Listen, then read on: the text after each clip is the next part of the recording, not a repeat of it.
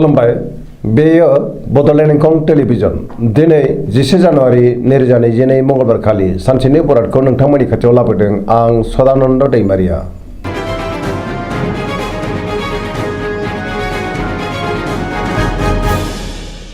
सिगां फरायनो लादों मेष राशि गिबि हांखो अ ल।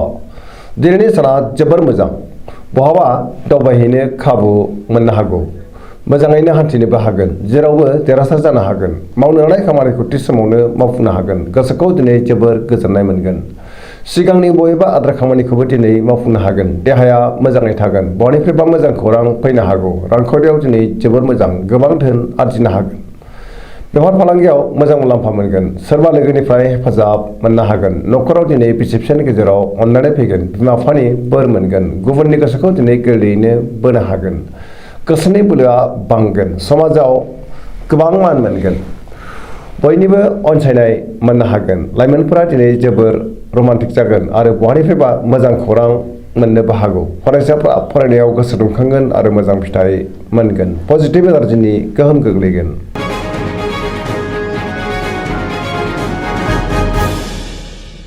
वृष राशि गिबि हांखो इ उ ब।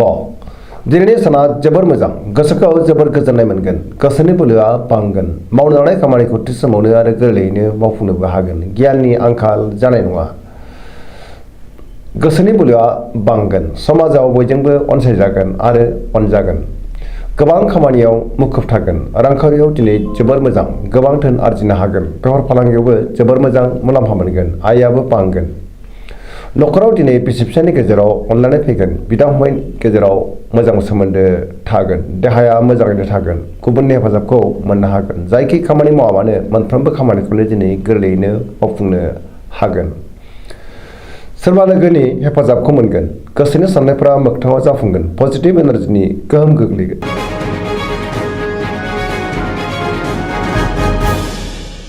मिथुन राशि गिबि हांखो क स। दिनैनि साना जोबोर मोजां, पजिटिभ एनार्जिनि गोहोम गोग्लैगोन, मोनफ्रोमबो बिथिङाव जाफुंसार जानो हागोन, गियाननि आंखाल जानाय नङा, गोसोखौ दिनै जोबोर गोजोननाय मोनगोन, देहाया दिनै मोजाङैनो थागोन, रांखावरियाव जोबोर मोजां, गोबां धोन आरजिनो हागोन, बेफार फालांगियाव मोजां मुलाम्फा मोनगोन, न'खराव दिनै बिसि फिसायनि गेजेराव अननानै फैगोन, बिमा बिफानि बोर मोनगोन, समाजाव गोबां मान मोनगोन, गोसोनि बोलोआ बांगोन, मावनो लानाय खामानिखौ थि समावनो आरो गोरलैयैनो मावफुंनो हागोन, सोरबा लोगोनिफ्राय अनसायनाय मोनगोन, सोरजोंबा बाख्नाय जानोबो हागौ।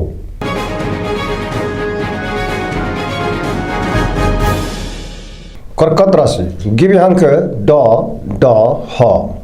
दिनैनि साना जोबोर मोजां, गोसोखौ जोबोर गोजोननाय मोनगोन, सोरबा लोगोजों बाख्नाय जानोबो हागौ, गोसोनि साननायफोरा मोगथाङाव जाफुंगोन, जेरावबो जाफुंसार जानो हागोन, गोसोआव पजिटिभ साननाय फैगोन, मावनो लानाय खामानिखौ थि समावनो आरो गोरलैयैनो मावफुंनोबो हागोन, रांखावरियाव जोबोर मोजां, बेफार फालांगियावबो जोबोर मोजां मुलाम्फा मोनगोन, न'खराव दिनै अननानै फैगोन, देहाया मोजाङैनो थागोन, गुबुननि हेफाजाब मोननो हागोन, बयनिबो अनसायनाय मोनगोन, समाजाव गोबां मान मोनगोन, फरायसाफ्रा फरायनायाव गोसो दुंखांगोन आरो मोजां फिथाइ मोनगोन, गुबुनजों मोजां सोमोन्दो लाखिनो रोंगोन।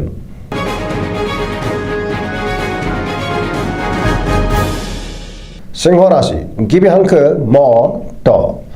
दिनैनि साना जोबोर मोजां, गोसोआव पजिटिभ साननाय फैगोन, मावनो लानाय खामानिखौ थि समावनो आरो गोरलैयैनो मावफुंनोबो हागोन, सोरबा लोगोनिफ्राय गोबां हेफाजाब मोनगोन, लोगो लेवा बांनोबो हागौ, बहाबा दावबायहैनो खाबु मोनगोन, रांखावरियाव दिनै जोबोर मोजां, नाथाय अब्लाबो खरसायाबो बांगोन, मोननो गोनां धोनखौबो मोननोबो हागोन, बेफार फालांगियाव मोजां होनजायो, गोसोनि साननायखौ गुबुननो फोरमायनो हागोन, न'खराव दिनै बिसि फिसायनि गेजेराव अनलायनाय फैगोन, बिदा फंबायजों मोजां सोमोन्दो थागोन आरो बिसोरनि हेफाजाबखौ मोननो हागोन, समाजाव मान मोनगोन, गुबुननि गोसोखौ गोरलैयैनो बोनो हागोन, देहाया दिनै मोजाङै थागोन, बयजोंबो अनजागोन आरो अनसायजागोन, गुबुननि थाखाय मोजां खामानि मावनानै होनोबो हागोन, गोसोआ दिनै जोबोर रमान्टिक जागोन आरो गावबा गावनि गोसोनि साननायफोरखौ फोरमायलायनोबो हागोन।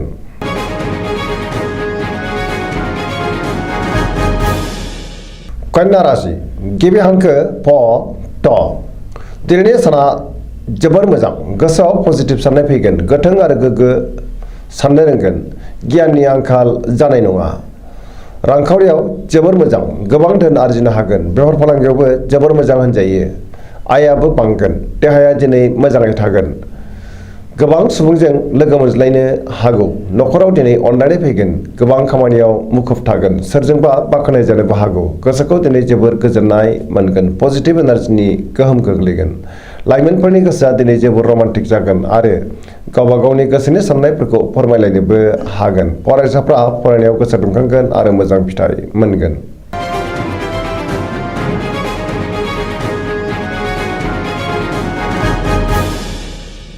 तुला राशि गिबि हांखो र ट। दिनैनि साना जोबोर मोजां। गोसोआव गोजोननाय फैगोन, गोसोनि बोलोआ बांगोन, गोसोनि साननाया मोगथाङाव जाफुंगोन। मावनो लानाय खामानिखौ थि समावनो आरो गोरलैयैनो मावफुंनोबो हागोन। देहायाबो मोजाङै थागोन। रांखावरियाव दिनै जोबोर मोजां, नाथाय अब्लाबो खरसायाबो बांगोन।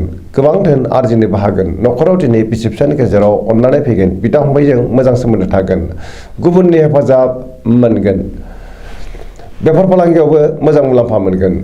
गुबुननि गोसोखौ दिनै गोरलैयैनो बोनो हागोन। लोगोफोरनि हेफाजाब मोनगोन। गोदान थांखि लानो रोंगोन। सेंग्रा सिख्लाफोरनि गोसोआ दिनै जोबोर रमान्टिक जागोन आरो गावबा गावनि गोसोनि साननायफोरखौबो फोरमायलायनोबो हागोन। पजिटिभ एनार्जिनि गोहोम गोग्लैगोन।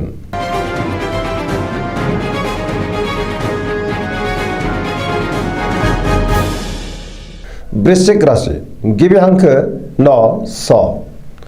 दिनैनि साना जोबोर मोजां, गोसोखौ जोबोर गोजोननाय मोनगोन, पजिटिभ एनार्जिनि गोहोम गोग्लैगोन। समाजाव लोगो लेवा बांगोन। सोरबा गोजाम लोगोजों बहाबा लोगो मोनज्लायनो हागौ। गोसोआव गोग्गो साननाय फैगोन। मावनो लानाय खामानिखौ थि समावनो आरो गोरलैयैनो मावफुंनोबो हागोन। बहानिफ्रायबा मोजां खौरां फैनो हागौ। गुबुननिफ्राय हेफाजाब मोनगोन। गोसोनि साननाया जाफुंगोन। गोसोनि बोलोआ बांगोन। समाजाव मान मोनगोन। न'खराव दिनै बिसि फिसायनि गेजेराव अननानै फैगोन। रांखावरियाव जोबोर मोजां, नाथाय अब्लाबो खरसायाबो बांगोन। बहाबा दावबायहैनो खाबु मोननो हागौ। बेफार फालांगियाव मोजां मुलाम्फा मोनगोन। देहायाबो मोजाङैनो थागोन। गुबुननि हेफाजाब मोननो हागोन। फरायसाफ्रा फरायनायाव गोसो दुंखांगोन आरो मोजां फिथाइ मोननोबो हागोन। लाइमोनफोरा जोबोर रमान्टिक जागोन आरो गावबा गावनि गोसोनि साननायखौ फोरमायलायनोबो हागोन।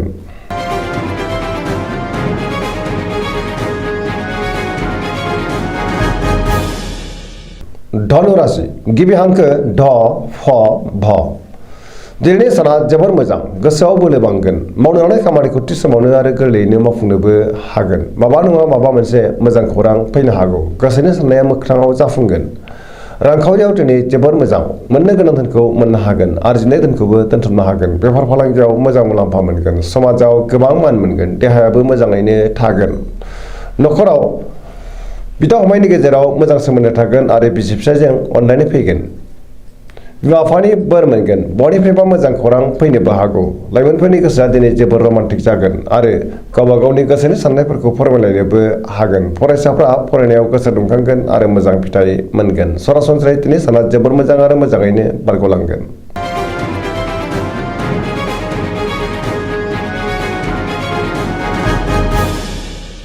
मकर राशि गिबि हांखो ख ज। दिनैनि साना बारा मोजां नङा। गोसोनि साननाया देबार नांगोन। गोसोआव बांद्राय इग' जानो हागौ। मावनो लानाय खामानिखौ मावफुंनो गोब्राब जागोन। रांखावरियाव मोजां, नाथाय अब्लाबो नाङा फाङा खरसायाबो बांगोन। मोननो गोनांफोरखौ मोननो गोब्राब जागोन। बेफार फालांगियाव मोजां मुलाम्फा मोनगोन। गुबुनजों मोजां सोमोन्दो लाखिनो रोंनाय नङा। मोनफ्रोमबो खामानिखौनो मावफुंनो गोब्राब जागोन। गोदान खामानियाव दिनै आखाइ होथ'आबा मोजां। न'खराव दिनै अननानै फैगोन। बिदा फंबायनि हेफाजाबखौ मोनगोन। समाजाव सोरजोंबा रायखोमा जानोबो हागौ। लाइमोनफोरनि गोसोआ दिनै जोबोर रमान्टिक जागोन। फरायसाफ्रा फरायनायाव गोसो दुंखांगोन आरो मोजां फिथाइ मोनगोन।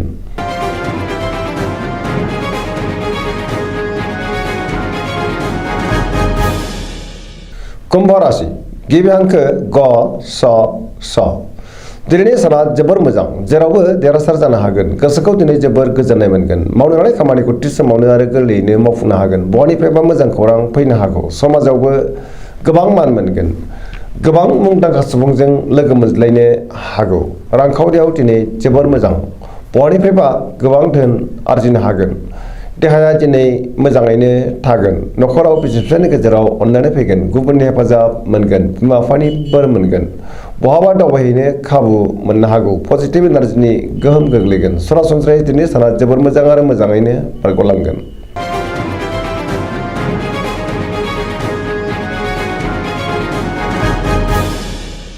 मीन राशि गिबि हांखो ड स। दिनैनि साना मोजां आरो गाज्रिनि गेजेरजों थामिनलांगोन। गुबुननि थाखाय नाङा-फाङा जेंनायाव गोग्लैनांनो हागौ। सांग्रां जानाया गाहाम। गोसोआव नेगेटिभ साननाय फैगोन। गोसोनि बोलोआ लोरबां जागोन। गावनि गोसोनि साननायखौ गुबुननो फोरमायनो हागोन। देहाया मोजाङैनो थागोन। रांखावरियाव मोजां, नाथाय अब्लाबो खरसायाबो बांगोन। बेफार फालांगियावबो मोजां होनजायो। न'खराव दिनै बिसि-फिसायनि गेजेराव अनलायनाय फैगोन। गोसोनि बोलोआ नाथाय लोरबां जागोन। सोरजोंबा रायखोमा जानोबो हागौ। लाइमोनफोरनि गोसोआ जोबोर रमान्टिक जागोन आरो गोसोनि साननायखौ फोरमायलायनोबो हागोन। फरायसाफ्रा फरायनायाव गोसो दुंखांगोन आरो मोजां फिथाइ मोनगोन।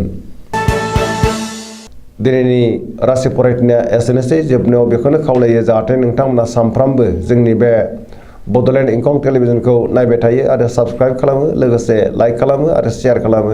एसेनोसै, गोजोन्थों।